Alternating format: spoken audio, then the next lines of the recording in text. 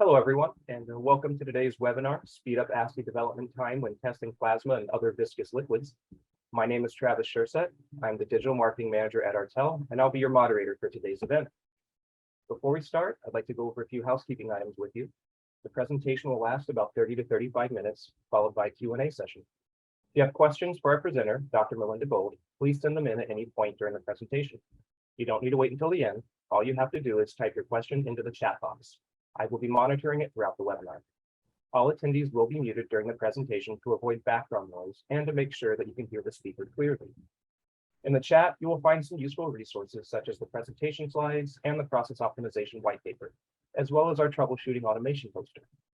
Lastly, this webinar will be recorded and available on demand on the Artel website. We will also email you a link to the recording within 2 business days. Before we begin, I'd like to introduce you to our speaker. Dr. Melinda Gold is a product manager at Artel and liquid handling enthusiast. She earned her BS in computer science from Fordham University, MS in public health, and PhD in molecular biology from St. Elizabeth University of Health and Social Work in Slovakia. Post-graduation, she worked as a product manager supporting liquid handling instruments and consumables. Her education, research, and work experience have given her the skills to develop and manage products affecting life science and public health. Today, Melinda will discuss the importance of using a solution that mimics your assay samples and/or reagents when optimizing your liquid handler, how to speed up assay development time by testing and adjusting liquid handler parameters, as well as to easily verify liquid delivery volumes for your critical assays to ensure reliable data and test results across multiple assays and industries. Now, let me hand it over to Melinda. Thank you, Travis. We get started right away here. So just to review real quick what you mentioned, there's a few learning objectives for this talk. First, the importance of using solutions that mimic the solutions in your assays when optimizing liquid class. Second, how you can speed up assays with liquid class optimization. And third, I'll show you how easy it is to ensure reliable data and test results if you follow these procedures. So probably we all know that not all liquids behave equally, which is why we're here today talking about this. And there are many factors that affect pipetting accuracy and precision, whether it's a specific property of a liquid, such as it being aqueous, dense, viscous, or volatile, or whether it's a specific liquid type, which may encompass multiple liquid properties, to name a few in a few different categories. Biological liquids such as serum, plasma, whole blood, or saliva. Detergent containing liquids pipette quite differently, such as tween 20 and SDS. Buffers such as EDTA and tris. Liquids with variable vapor pressure like ethanol, acetaldehyde. And PCR master mix solutions that are either commercially available, there's all different types of those, and home brewed, of course, each one is a little different. So there are a lot of variations to consider. And so we're talking about rheology, and rheology measures a fluid's flow characteristics. It looks at the viscosity and elasticity of liquids. So if you look at these 3 liquids, you can probably tell they have varying rheological properties by the way they look and also what they remind us of. So now I have a little icebreaker question for us before we go deeper into viscosity and liquid class optimization. Travis is going to launch that for us. So for our first poll question, which of these liquids do you think is the most difficult to pipette?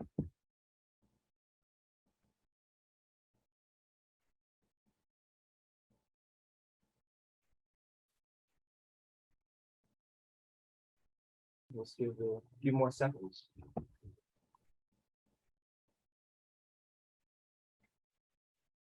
And it looks like 82% of the audience says yellow. So that is probably true. If we assume that was something like honey or something like that, you can actually see some of the bubbles that are formed in there, and that's certainly not very pipetting friendly. So I'd say that you're all right. Viscosity, now getting a little bit into that, it's specifically the measure of a fluid's resistance to flow. And that's really the focus of this webinar, is going to be viscous liquids and optimizing liquid handlers for dispensing viscous liquids. So viscosity is affected by the internal properties of the liquid, but also external properties such as temperature. And temperature is probably the one with the greatest impact on the way the liquid responds. So different liquids are difficult to pipette for various reasons. So I started to get into this a little bit. I'll go a little deeper now. Some liquids add a level of complexity because of the components. And some of the components may cause them to have varying properties. And some of them may even be properties that oppose each other. So it can be very difficult to predict their flow characteristics. So I said I'd be discussing viscous liquids, but there are so many viscous liquids, we're going to really focus on 3 specific ones: PCR master mix, serum, and plasma. So PCR master mix is typically manufactured, but some labs are making their own homebrew solution, and there's various components. I have some of them listed here that change the behavior. Some of them are, constant, like MgCl2. The concentration may differ, but it's always there. Same thing for primers. The buffer, you may be using a different type of buffer. So always a little variation. Serum and plasma, which are both biological fluids, they even differ from each other. The difference being that plasma is derived from whole blood with an anticoagulant, and therefore contains some additional proteins, such as fibrinogen and other factors that serum doesn't have due to its being collected with an anticoagulant and going through the clotting reaction. So varying components contribute to liquid properties. And before we move on, I'd just like to do another quick survey to find out what types of liquid you are working with. And Travis is going to launch that. You can select more than one here.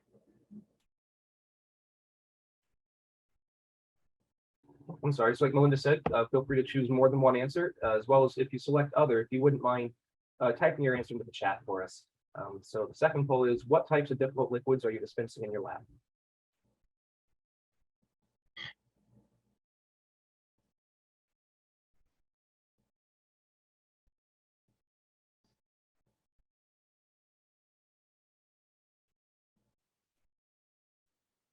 So a couple more seconds, but it looks like, that y'all are dispensing all, essentially all across the board, but it looks like that PCR master mix and ethanol are the 2 leaders. Thank you, Travis. Okay, so that's great to know about this group, because there is a solution for PCR master mix, and we're gonna dive a little bit deeper into that one, and we can talk a little bit during the Q&A about what we could do for ethanol as well. So how do we optimize for liquid classes that are non-ideal solutions? So there's a variety of approaches for optimizing various liquids, such as PCR master mix, serum, plasma, and even ethanol. And some of the more common approaches are accepting predefined liquid classes without further optimization. You have an ALH. There's a setting for a predefined setting for master mix. We go ahead and use that. Gravimetry with actual test solutions, choosing to optimize with an aqueous solution or a 20% glycerol solution meant to act somewhat similarly to the viscous liquid you're optimizing for. So these methods, they all have different pros and cons. We're going to talk about them, and we're going to talk about a solution that's even better. So with all the various approaches, it may be the case that suboptimal or non-ideal liquid classes are holding your assay back from reliable results and a timely procedure. So getting through the optimization process and making sure you hit the right liquid, or preventing false results and having to start the assay completely over again. So it can be a real challenge to get liquid classes right. And without optimization, the accuracy and precision of liquid transfers are typically negatively affected, and you'll get increased variability in your results. Another point to consider here is the underestimation of the importance of liquid class optimization. So in the presence of a built-in liquid class for your ALH, we might be tempted to just use it. But if you do not further optimize, probably you'll get increased variability in your results, since different aspects of the environment, the specific liquid, the specific unit that you're using will affect your results.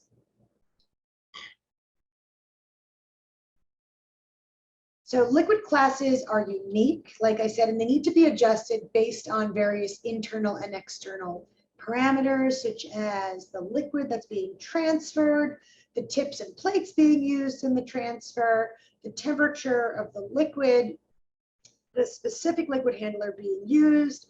And it's not just about the brand or model of the liquid handler. It can be different units of the same make and model that actually pipette slightly differently. So we're going to want to at least verify on each one for the best chance at the most accurate results. So here's a before and after of a liquid class optimization that we performed in Artel's lab. So before and after, as found as left, however you want to discuss it. But this example is a really good example showing the reason that we perform liquid class optimization. So you want to make sure your automated liquid handler is actually dispensing the amount of liquid, the volume that it's supposed to be. So we test. Like I mentioned, many, if not most, automated liquid handler manufacturers have predefined liquid classes for specific liquids. But most labs will still find, if they test and they measure, that the dispensed volumes using those liquid classes will still need to be further optimized to ensure that the expected volume is dispensed. So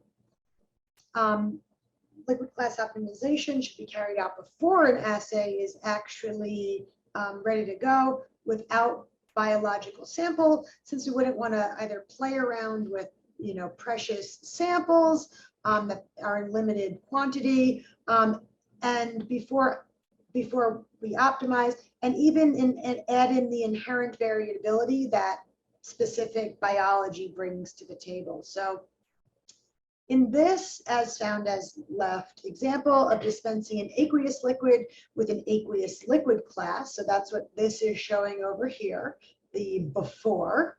The data is clear that before optimization, the results are not ideal, and after a few adjustments to the liquid class parameters, which is what I have been referring to as liquid class optimization, the volumes dispensed have reduced CVs and at relative inaccuracies.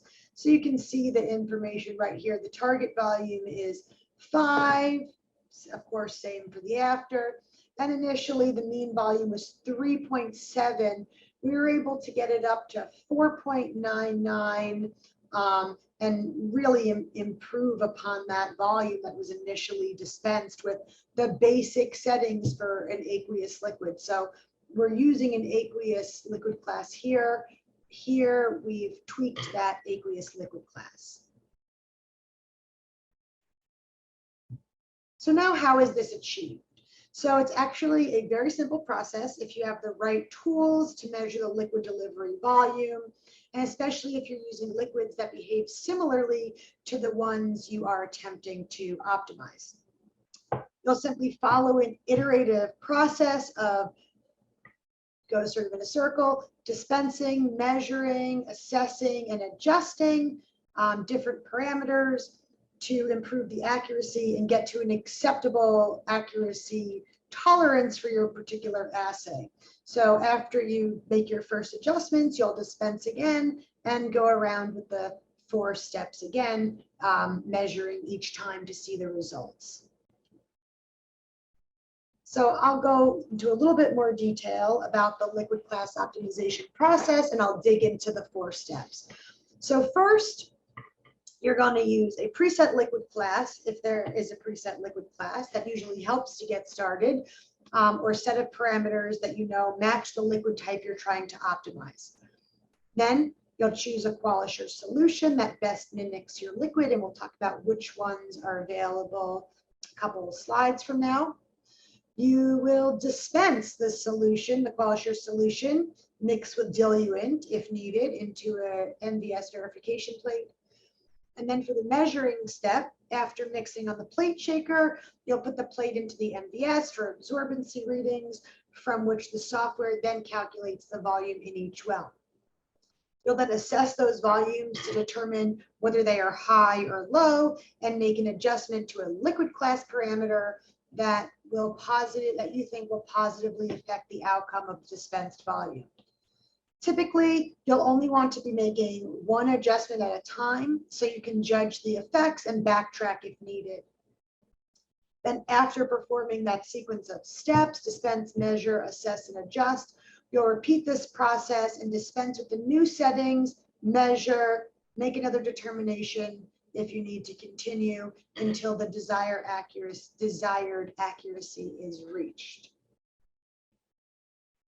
So there are some additional facts to be considered when performing liquid class optimization that go beyond the off-the-shelf properties of the liquid being pipetted, like physical properties such as viscosity or vapor pressure, but environmental conditions such as temperature should be considered as well, because temperature affects viscosity.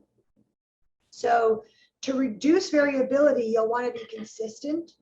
And if you're dispensing your liquid cold, which typically we are doing when we're dispensing PCR master mix, you want to dispense it cold during your optimization process as well. So if you're defrosting PCR master mix and then keeping it on ice or a cool block in your automated liquid handler when you're actually in your assay, you're going to want to do the same thing with PCR mix, which is the product that mimics PCR master mix. So if you're using one type of particular liquid, you want to continue to if you're using one type of tip with your particular liquid, you're going to want to continue to use that tip in your assay and in your optimization process. So that may get as specific as using a wide bore tip from X manufacturer, or just using a standard tip from X manufacturer. You're going to want to continue using that same manufacturer for the most accurate and repeatable results. So besides temperature and tip type, there are adjustments you can make within the software of your automated liquid handler to increase the accuracy of liquid transfers and decrease the variability of results and likelihood of false results. So different automated liquid handlers will have different or some or more or less these parameters in this circle here available for adjustment. So some have more capabilities, some have less. We work with what we have. So in this liquid handler example, we can choose to turn the blowout on or off, adjust the blowout speed, the aspiration speed, dispensing speed. We can choose to pause before or after aspiration. We could determine the depth of the aspiration or dispense, whether it's a free jet dispense or a touch-off dispense. I'll make these decisions based on various reasons, not only the type of liquid, whether contamination is an issue. So all of these things to consider. So modifying several parameters within the liquid handler software can result in vastly improved performance and more accurate experimental results. Sometimes only changing one parameter can make a huge difference. And now I'm going to show you an example, and you'll be able to see the different parameters that we change. So this is a real example of us optimizing for a serum liquid class in the Artel lab. So it shows the found data here on the left, using the default serum liquid class to dispense a specialized QualAssure solution that has been manufactured to mimic actual serum. It's called Serum Sub. And then here in the 7 iterative steps, before we get to our final acceptable volume, we follow the procedure, dispense, measure, assess, and adjust at each one to carry out the optimization procedure. So the liquid class was able to be tweaked so that the relative inaccuracy and the coefficient of variation were significantly reduced from initially 6.9. Now this is with starting with a serum liquid class, going down all the way down to 0.8, and for the coefficient of variation from 2.7% all the way down to 0.3%. So that's a huge difference. So just to extrapolate on what the adjustments were that were made to the default settings, the items in red are the default settings, and you can see the steps where we made those changes. So for example, you can see that the blowout speed was not adjusted at all during the optimization procedure, and the dispense speed was lower in the first step and then again in the second step. And you can see what a difference that made initially, going from 88 to 25. Didn't really affect it. It went sort of in the opposite direction, but going a little bit further, you got much, much closer to the volume you were looking for. So I'm not going to go over all the steps, but they're here. And this actually comes straight out of the Serum sub white paper that has been published. And it's on our website. If you're interested, I can share that with you after this webinar. I'd be more than happy to. It's also available on our website if you want to really think about all those details. So I've got one other poll question here for you. Travis, please launch the question, if you will. And similar to the last poll, this is multiple, you can fill out multiple answers, as well as if you select other, if you wouldn't mind putting whatever you are doing within the chat. So how are you currently performing liquid class optimization?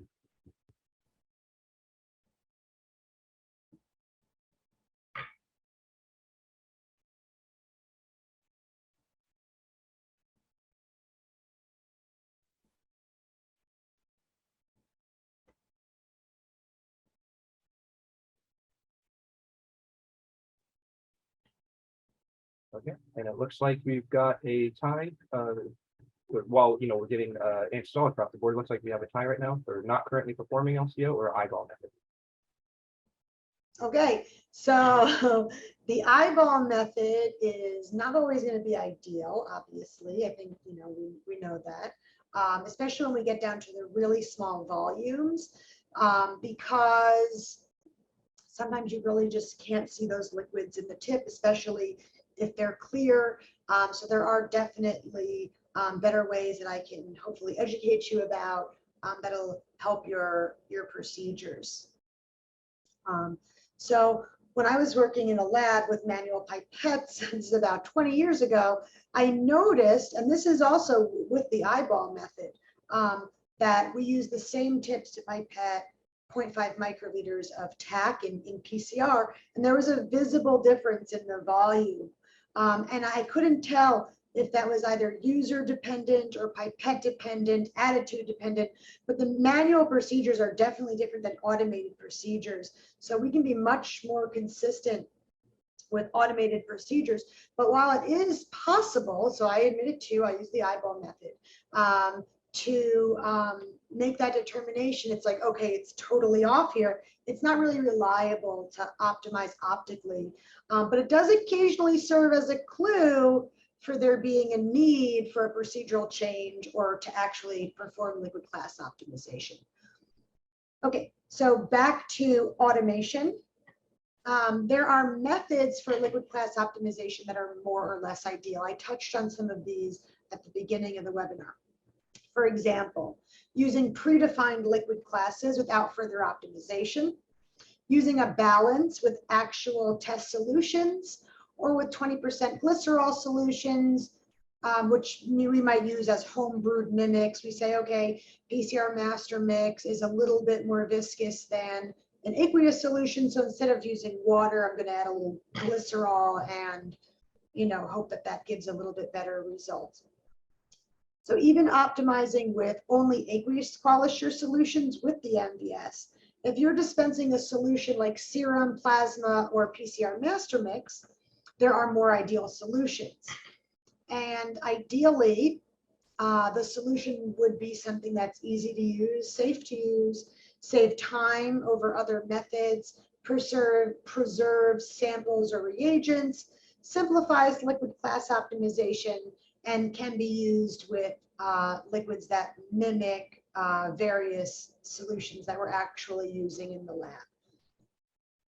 So we have created some of those liquids. So this is what I mean when I mention using liquids that mimic actual liquids that you're using in your assay without having to use the exact liquids that you're using, which may be low in availability. They might be extremely pricey as well. And also you may have to use those with gravimetry, which is a more difficult technique to get accurate results from. So for the MVS, Artel manufactures various solutions that are designed to mimic different types of liquids.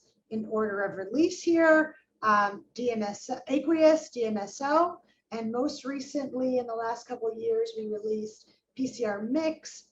Earlier this year, Serum sub, which is a substitute for serum, and now most recently, Plas proxy, which is a mimic for plasma. So the QualAssure solutions are meant to mimic the liquid handling properties or the behavior of the liquids you're using. So for serum, sub, and PCR mix, they mimic serum and PCR master mix respectively. So aqueous QualAssure solution is used for optimizing your typical automated assay workflow, even calibrating or verifying the performance of your automated liquid handler. There's a lot of folks out there in laboratories using DMSO that are doing compound library management to make sure the integrity of their compound libraries are high. PCR mix mimics PCR master mix, so we use that in genomics workflows, and serum sub or Plas proxy used in clinical and diagnostic testing, obviously when you're testing serum or plasma. So all liquids with critical concentrations in assays should have delivery volume optimized, and by all, I mean each volume and all types of liquids ideally.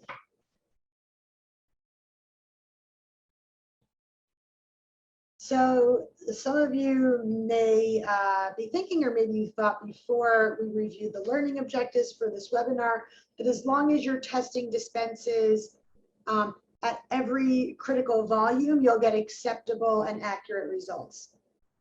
But in most cases, that's not going to be true, even if you're using different liquids. So this is a little bit of a silly example, but nonetheless, I'll extrapolate on it. So we'll look at like apple juice and orange juice, right? So they're apple and orange.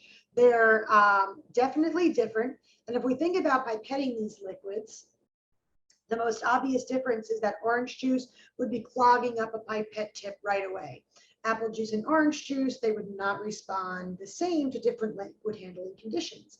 Maybe for orange juice, you'd choose to use a wide bore tip or slower aspiration, and you'd still want to verify the volume to ensure there wasn't any liquid left behind.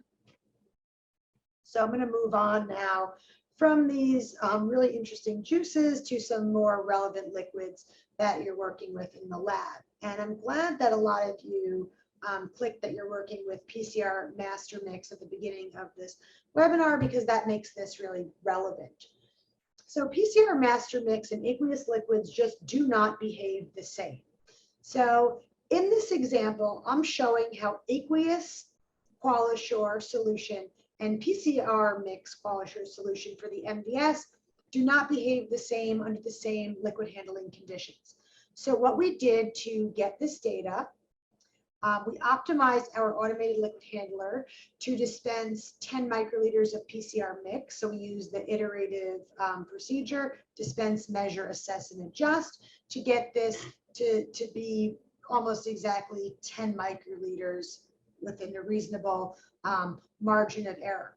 Then we use that same liquid class, those same settings, to dispense aqueous QualAssure, and you can see that the results are quite different. So there's approximately a 7% difference in dispensed volume. So from 10 microliters all the way down to approximately 3 microliters for the aqueous counterpart. So you can imagine if a liquid class used for aqueous solutions is used for actual master mix, that you would not be delivering the expected volume of actual master mix. And this makes a really big difference because PCRs they rely on accurate pipetting. So it's more than just the master mix that needs to be accurately dispensed in a PCR reaction. That's what I'm going to focus on. It's also the sample as well. But for the PCR reaction to take place the same way every time, we need to make sure that the volumes are correct. So I'm going to focus on the master mix portion because I have some data talking about that. So these are the consequences of delivering the incorrect volume of a master mix to a PCR. So in this example, you can see how the amount of master mix added to your reaction can directly affect a qPCR assay CQ value. So we have the CQ number here, and these are 4 different attempts with varying amounts of master mix. So diving in a little bit deeper into what I'm showing here, the first, like I said, the protocol called for 10 microliters, and when that was true, the CQ value was approximately 18.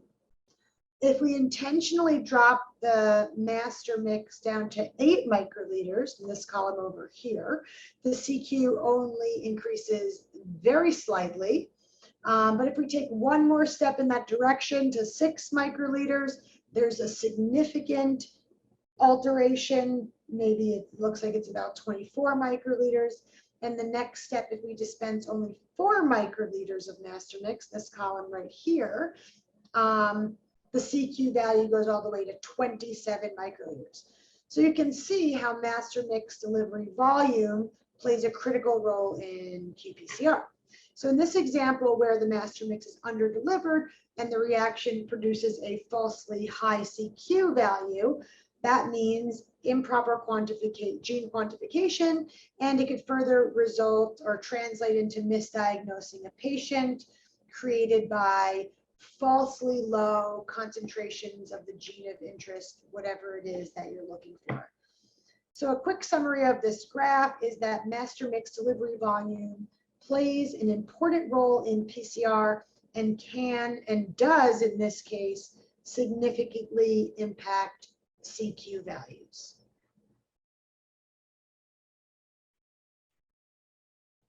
So during the development of PCR mix, one of the goals, of course, of creating the solution was to get it to have the same liquid handling characteristics as commercially available master mixes. So there's a lot of commercially available master mixes that are out there. And this graph shows a comparison of the QualAssure solution PCR mix to 4 different commercially available master mix products. So for this data, we used an automated liquid handler, and we optimized that liquid handler to deliver 10 microliters, so that's why we have 10 up here, of PCR mix. And then we use those same exact properties, that same liquid class, to dispense commercial master mixes. And then we used gravimetry in our environmentally controlled lab to test the dispensed volumes. And you can see that they're very close. So always, we make sure the equivalency testing is within a reasonable margin of error to make sure that the solution we create behaves like the solutions that you're using in your labs for actual PCR. So we see that PCR mix mimics PCR master mix. And like I said, we use the same iterative process that we are suggesting that is used for optimizing any liquid class.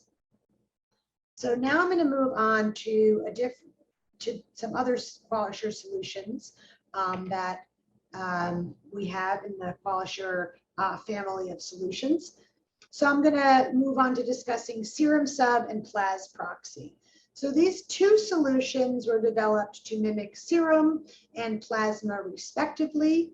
Serum and plasma are also difficult to accurately dispense, and physicians that are performing tests to determine concentrations of various proteins and biomarkers in serum and plasma need to be able to trust their results and make accurate diagnoses confidently. So they rely on the data from these clinical tests with serum and plasma to make critical decisions related to patients' health. They're doing this every day, every moment of every day. So if we look here at the dispense properties of serum versus other generically viscous liquids, it's clear that using a viscous liquid class is not going to be similar enough to get accurate dispensing from actual serum. So in this example, we used two different predefined liquid classes, one for generic viscous liquids, that's in orange, the columns in orange, and the other is a more specific serum liquid class. That's what LC is here. So this graph shows the mean volume in microliters for human and horse serum being dispensed with two different liquid classes, showing the importance of using a liquid class that matches the liquid used. So the dotted line represents 25 microliters of target volume, and it's clear, so 25 microliters is what we wanted to dispense. And so these are both serums that we are dispensing. We dispensed each one twice. And well, there were a few replicates, but the mean volume here is expressed. And you can see that when we use the viscous liquid class with human and horse serum, we were not nearly as close to the actual volume, the target volume, as when we use the serum liquid class for for human and horse serum.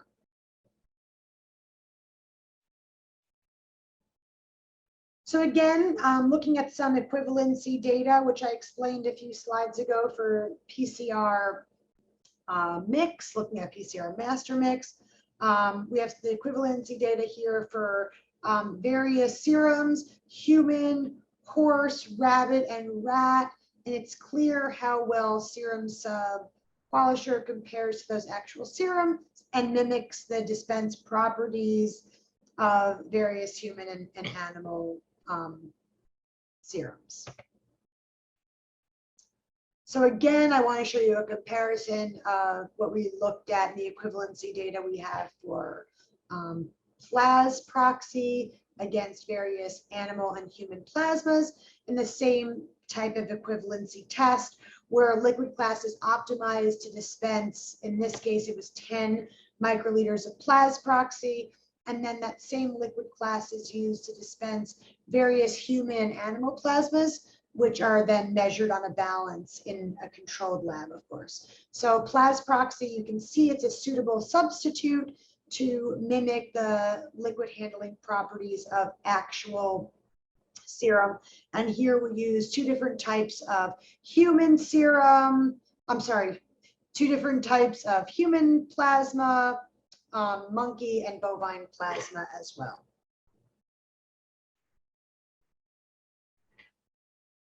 So again, it's this simple procedure that we follow to set up both the Serum Sub and the Plas Proxy liquid classes with the MVS. So we use the iterative process, the circular process, dispense, measure, assess, adjust, to get to the desired volume within a reasonable margin of error.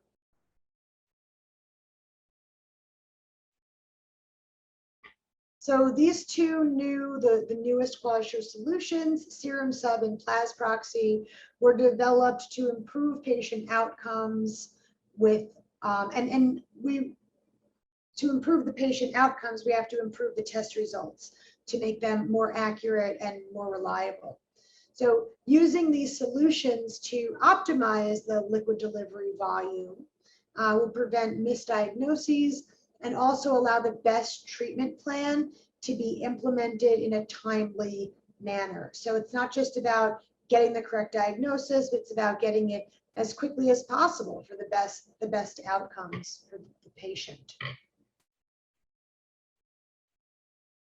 So like I mentioned, in addition to improving patient outcomes, additional benefits of performing liquid class optimization with the MVS and specialized QualAssure solutions are reducing the amount of time spent optimizing the assay overall, as well as reducing the amount of sample wasted and reagents that you might use in the process.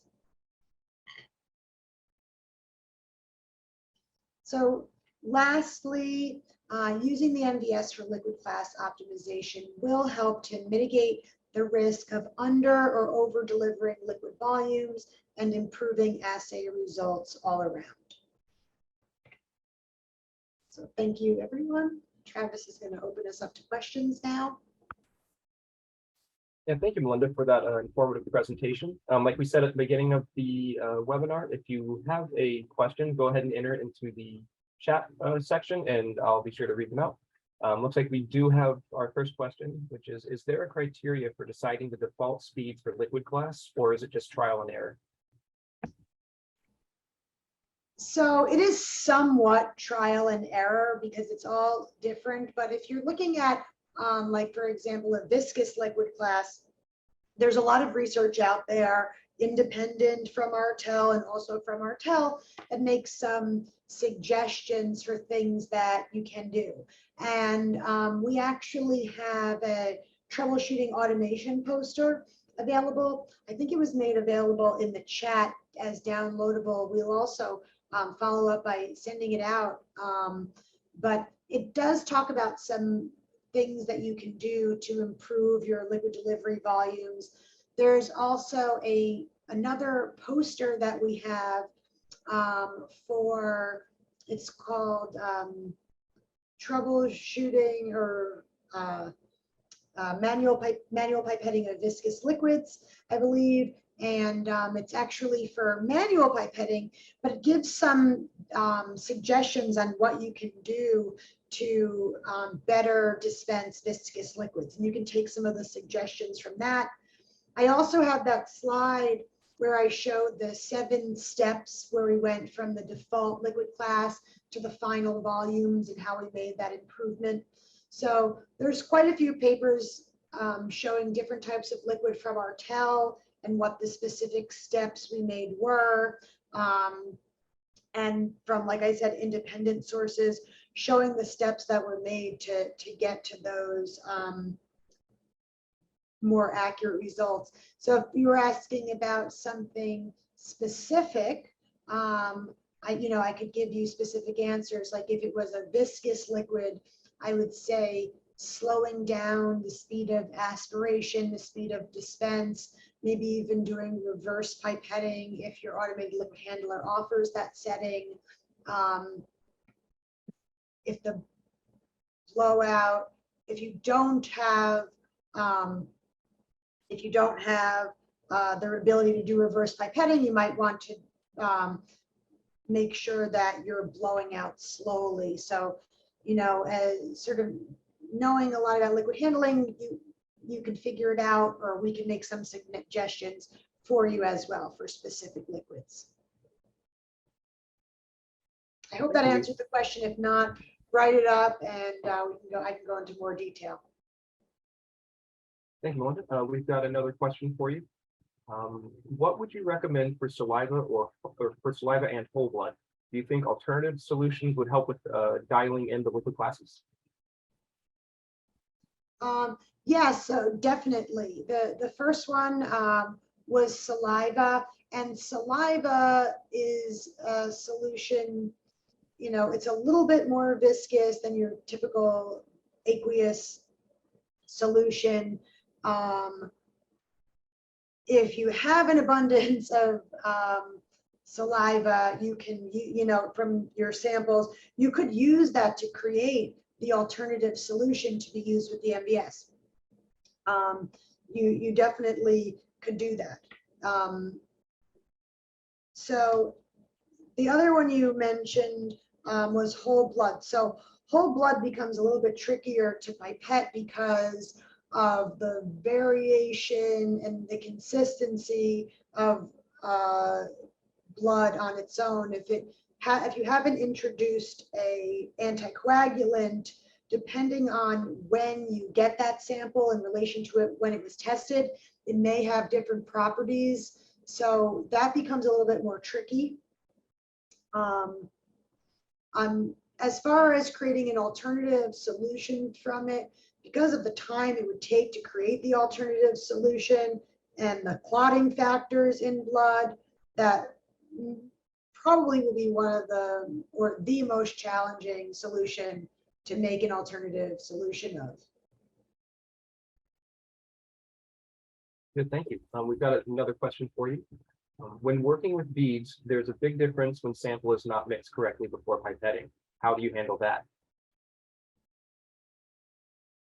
Can you repeat that question again, Travis? Yeah, no problem. When working with beads, there's a big difference when sample is not mixed correctly before pipetting. How do you handle that?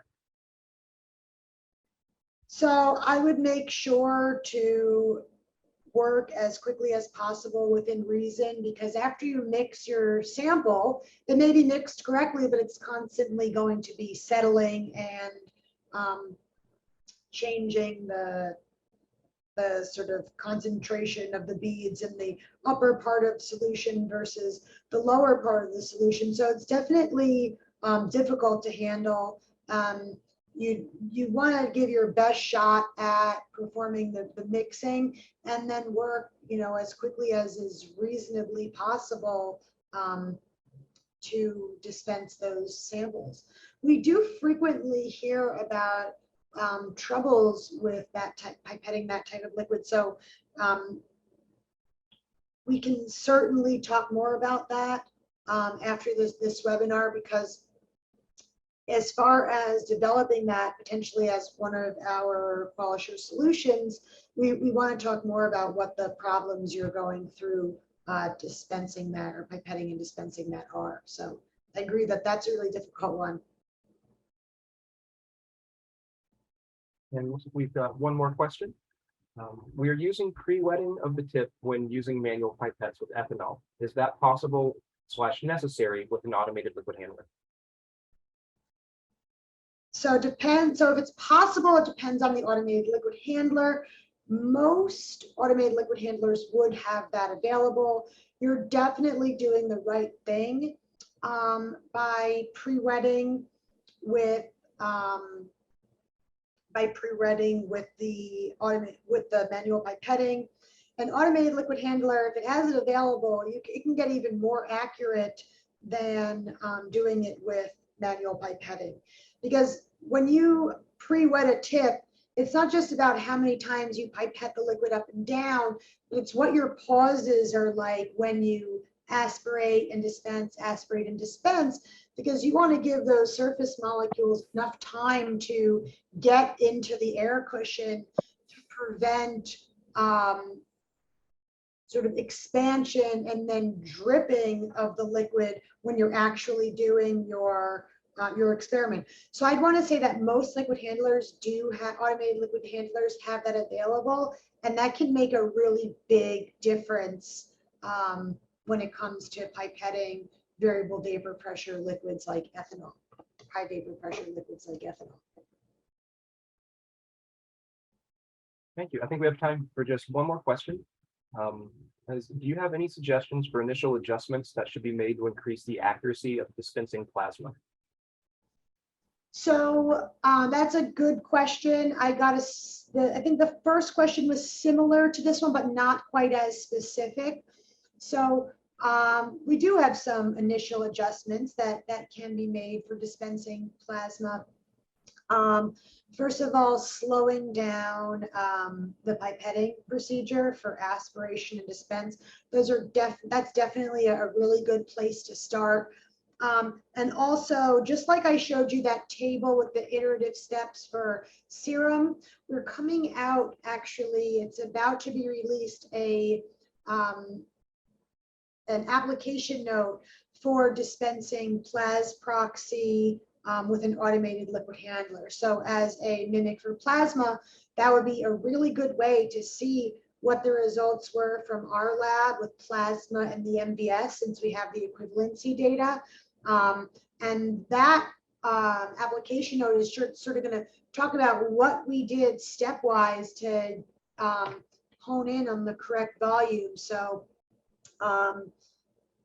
definitely you want to take a look at that paper when it comes out. If you're interested sooner than it coming out, certainly, you know, reach out to me and I can give you more details than just saying slow down the pipetting. Thank you, Melinda. I think that's all the time that we have for now.